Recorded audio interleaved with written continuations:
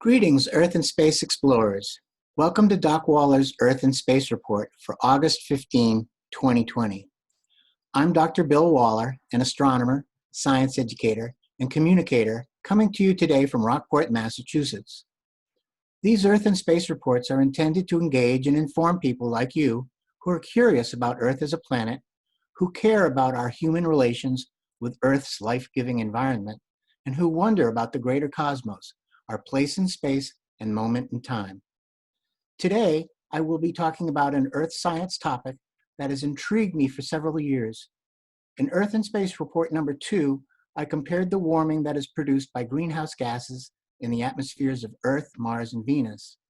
Today, I will focus on Earth, specifically on the waste heat that we humans produce and the consequent warming added to that produced by our greenhouse gas emissions. So I will get started now by sharing my screen and going to waste heat and share. And now make the slideshow.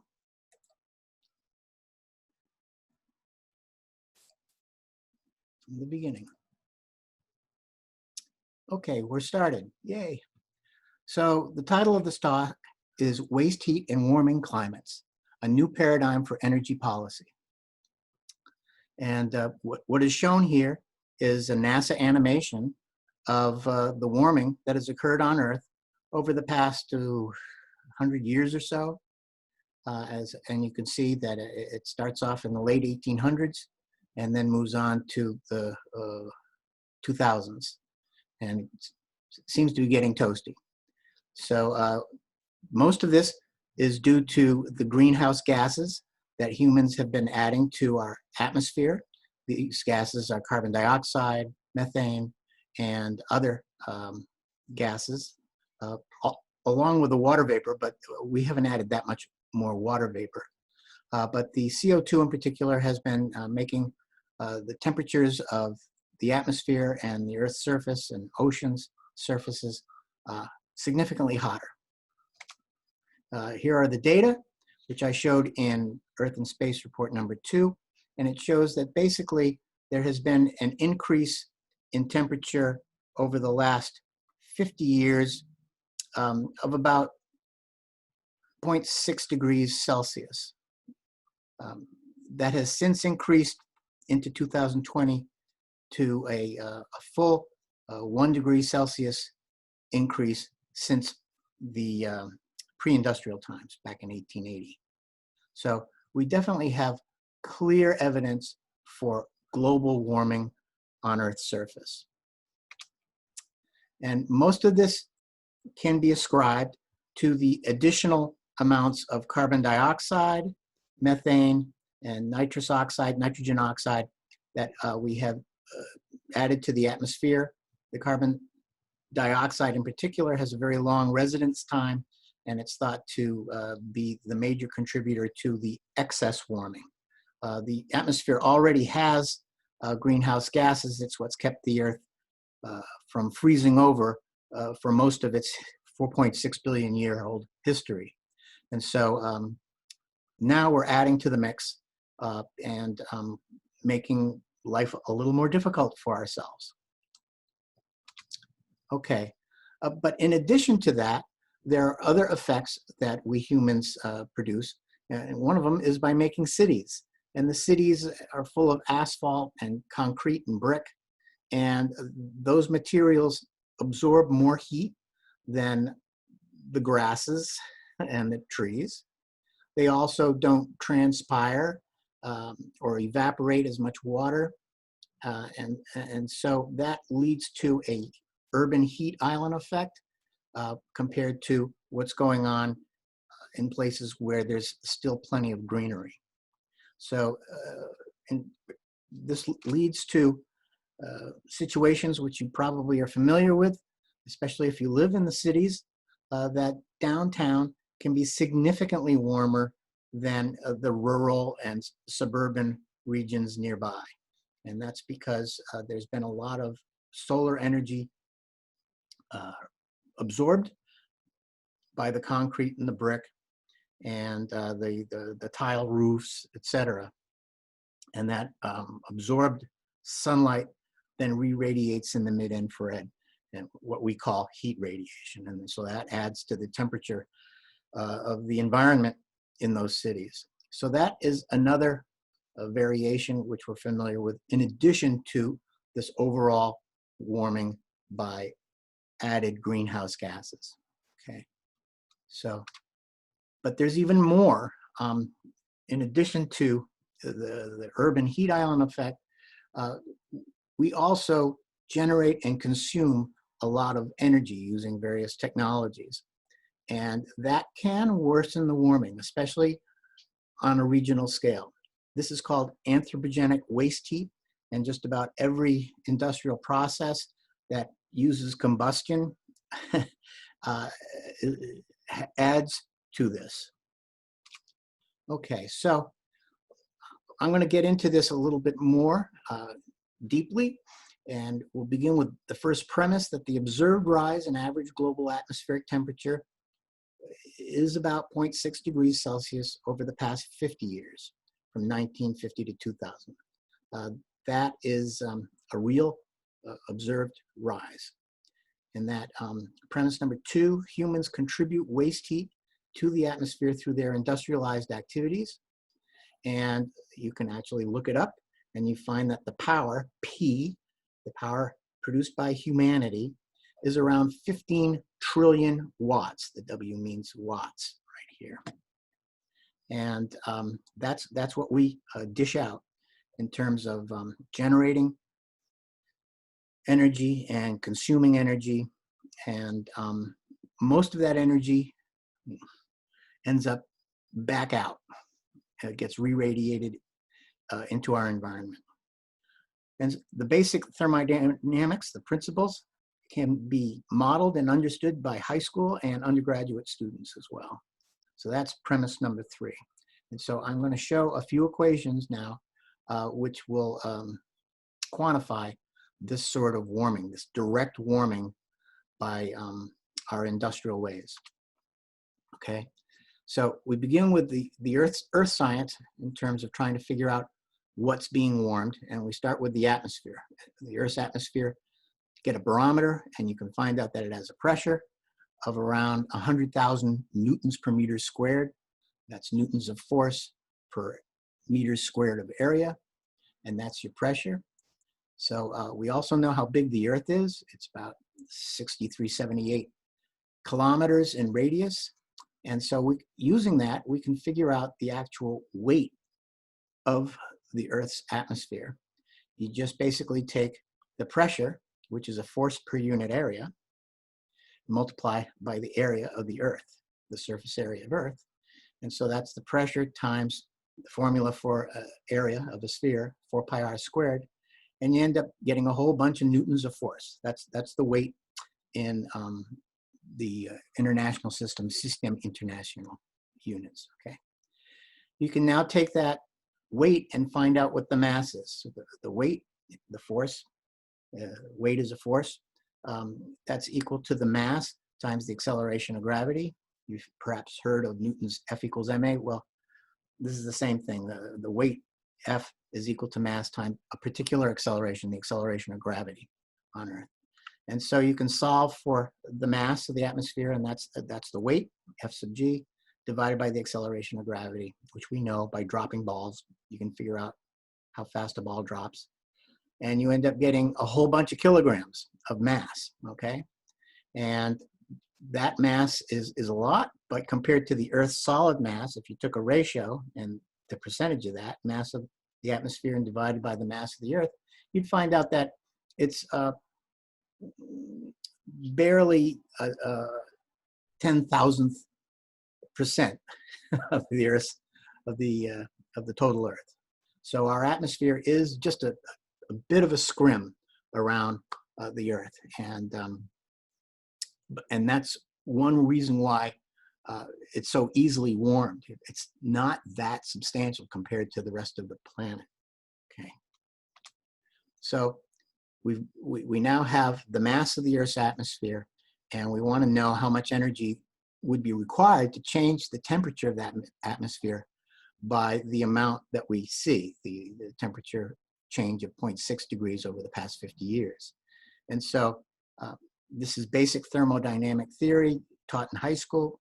The heat, that's the energy, the heat energy is equal to the mass of the atmosphere times the heat capacity. That's basically the amount of energy needed to raise a kilogram of the atmosphere 1 degree Celsius, okay?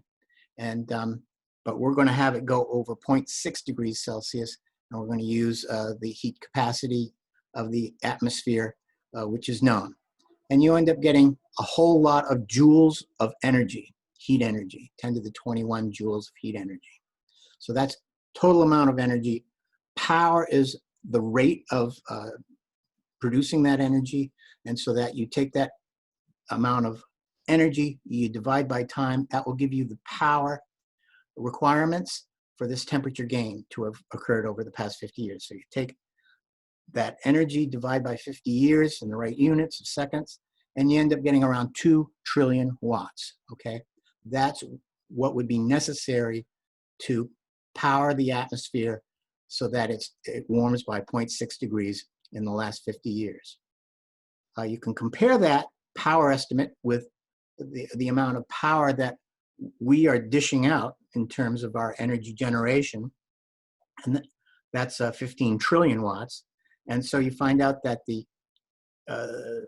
power necessary to raise the Earth's atmosphere's temperature by 0.6 degrees is only 0.13 of the power that humans are providing. Another way of saying that is that, let me get this, about 13% of the human power production as waste heat would fully explain the atmospheric warming. So, gosh, maybe this is the cause of the atmospheric warming and not the greenhouse gases. Well, wait a second.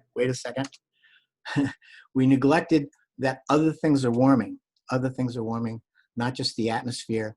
There's the oceans, the land masses, and the ice caps.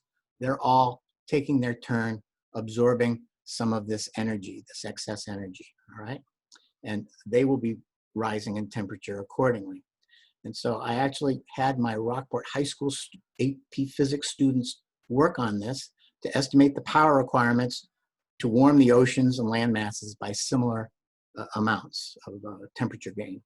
So they had to research the depths of the ocean and land to which external warming would extend, because this is all beginning in the atmosphere, and then the atmosphere warms the oceans, the land, and the ice caps.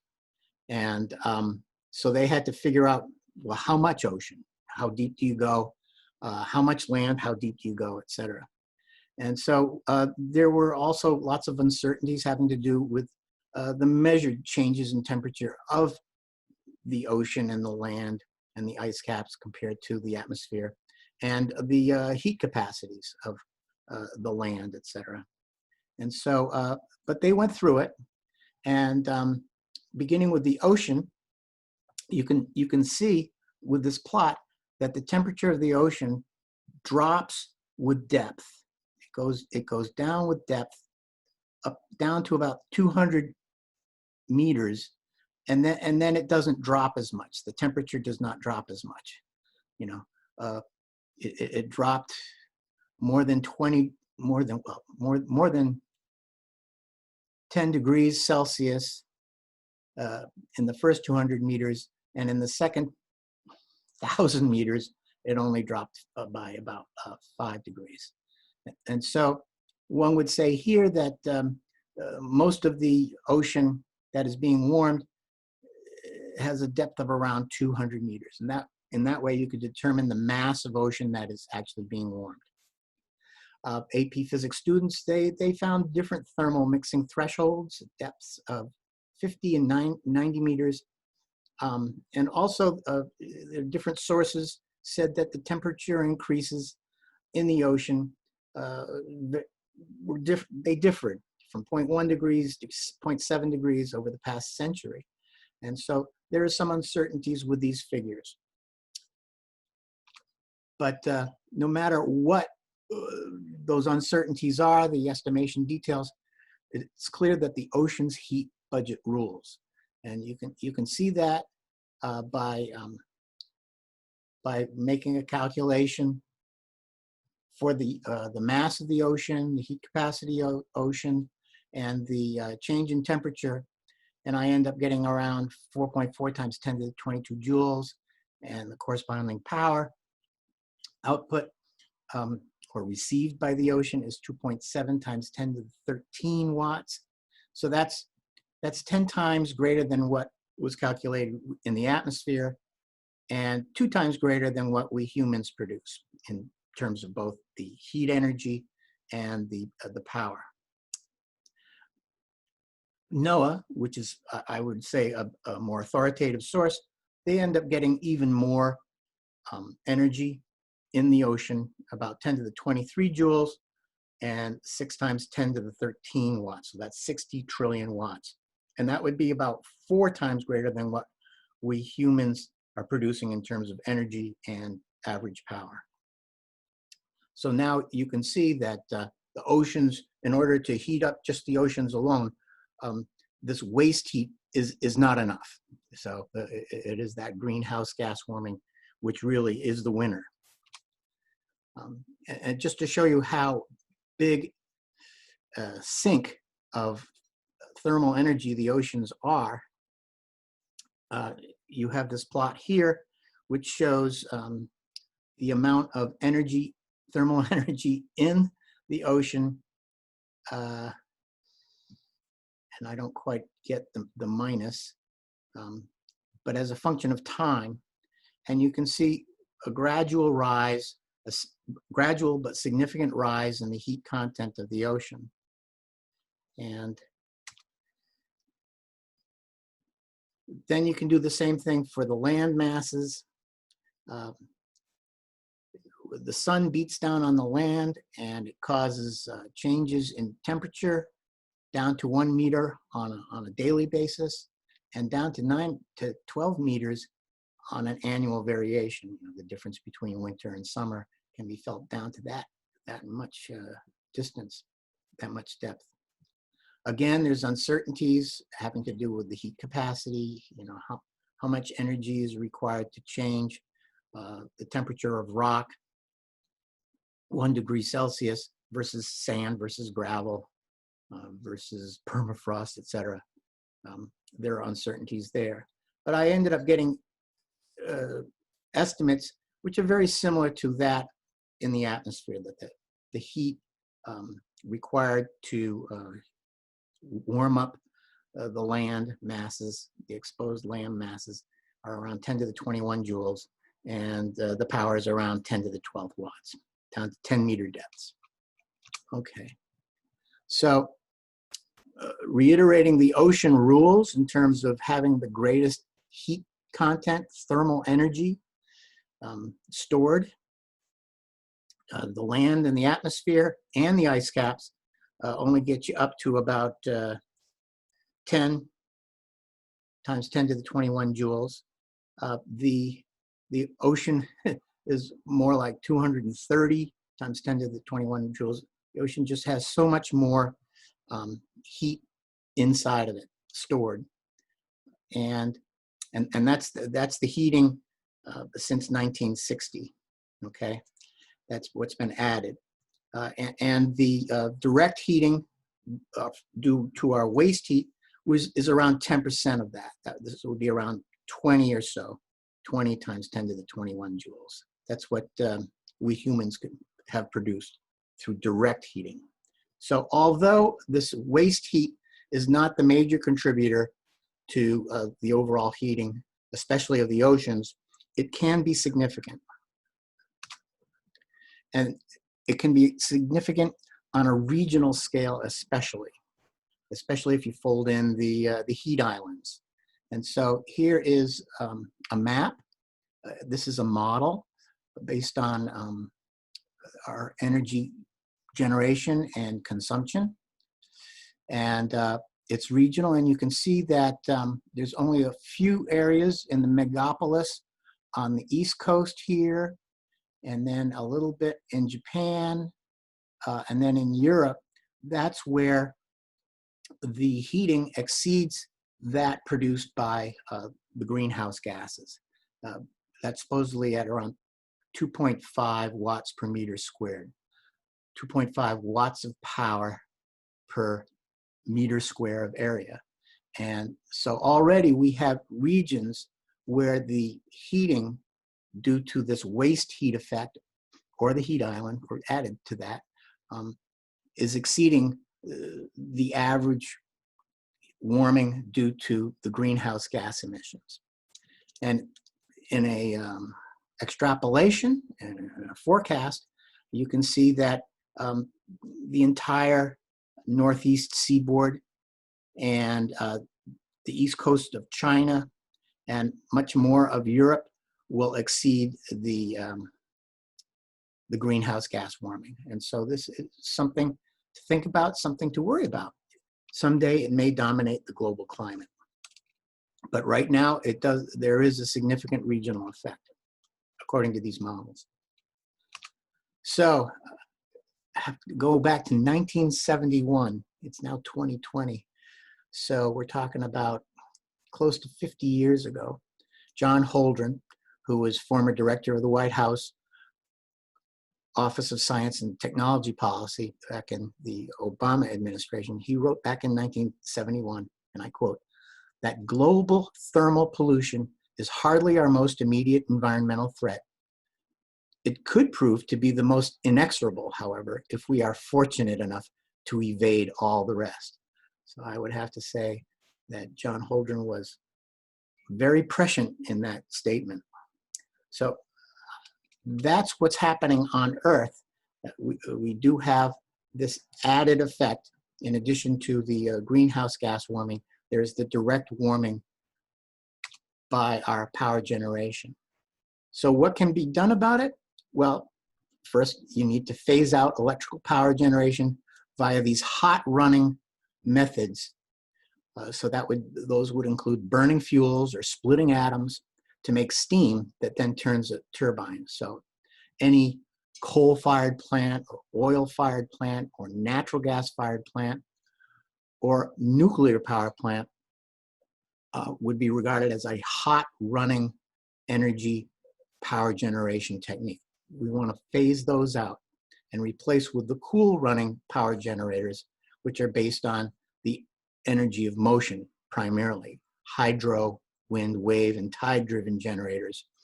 In addition, solar power is neither hot nor cool running.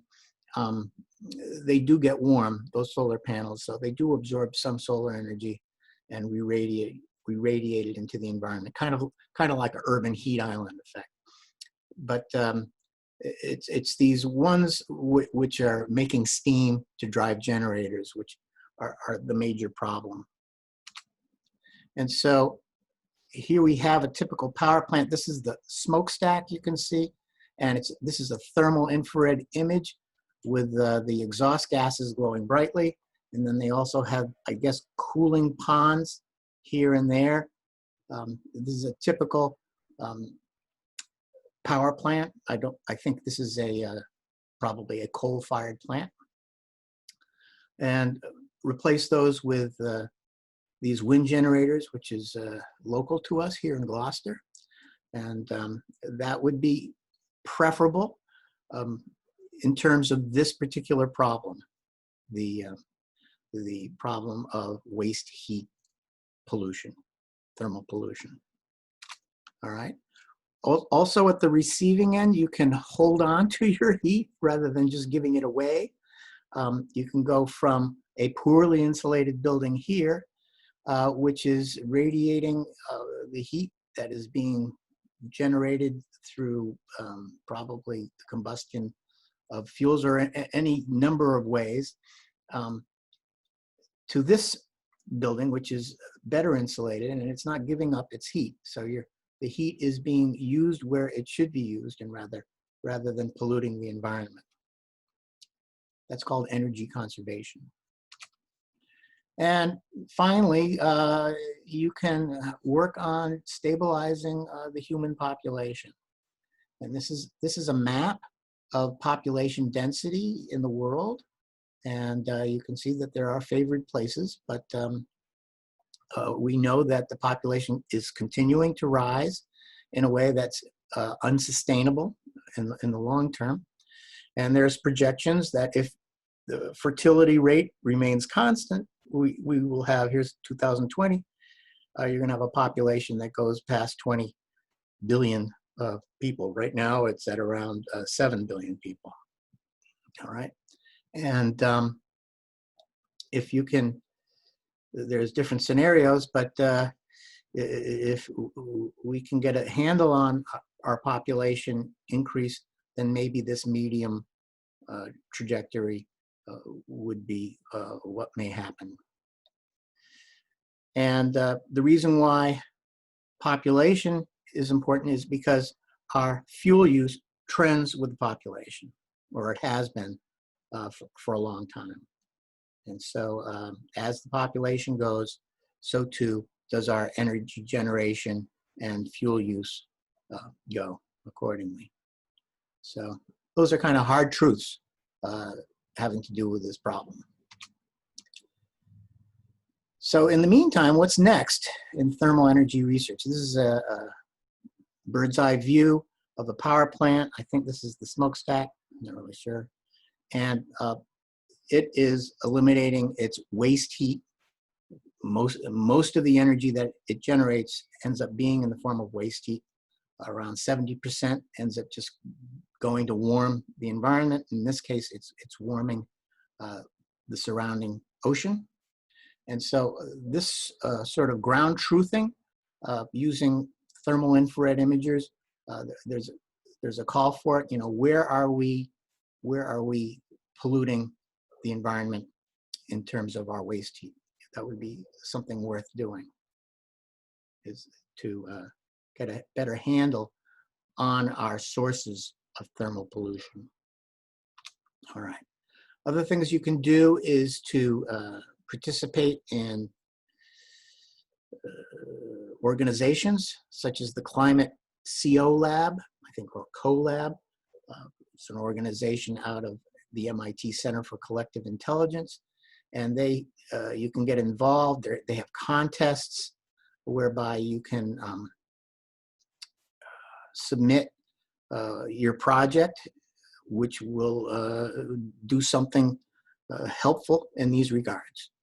And one of my favorite projects that won a prize is the city of Calgary in Alberta, Canada. And they have a program in that city whereby citizens are encouraged, actively encouraged, to improve their waste heat score. First, every residence gets a picture of its rooftop, which shows where the energy is leaking out.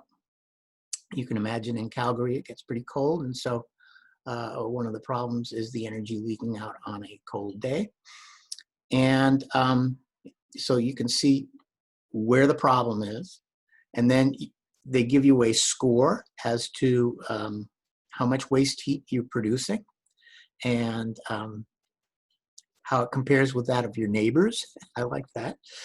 And then they provide you with solutions to save money and to reduce your waste heat and corresponding greenhouse gas emissions. And so it's a whole put together, which I think is rather impressive. Okay. Finally, I would be remiss to note that this waste heat that our civilization is producing could be a clarion call of other civilizations on other planets.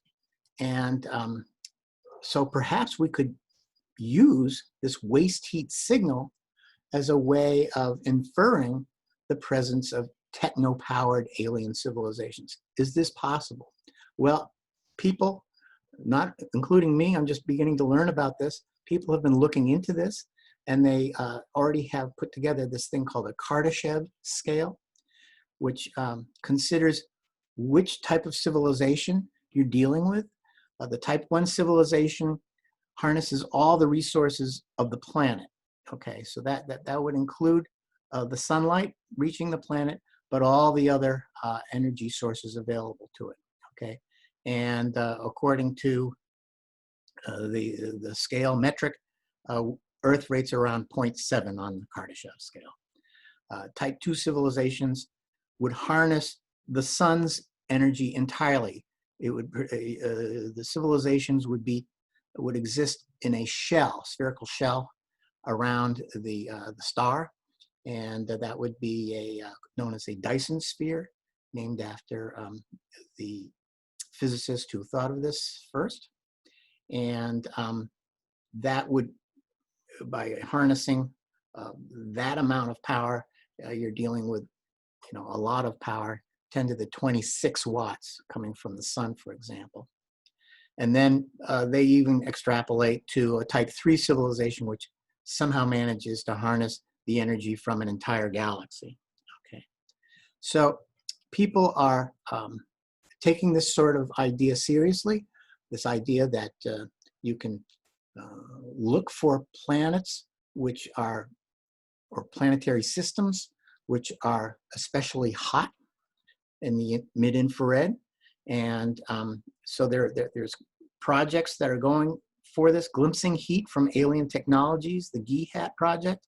And then there's the Colossus Telescope project, which I don't know what its status is. It looks, I had some dead links looking into this, but it was funded rather nicely for a while. And the idea is to better characterize exoplanets, including whatever waste heat that might be emitted by these planets.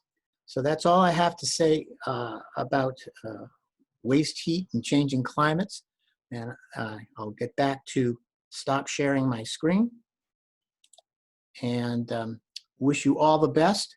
I'll get back to you next month for another episode of Doc Waller's Earth and Space Report. Thank you. Bye-bye.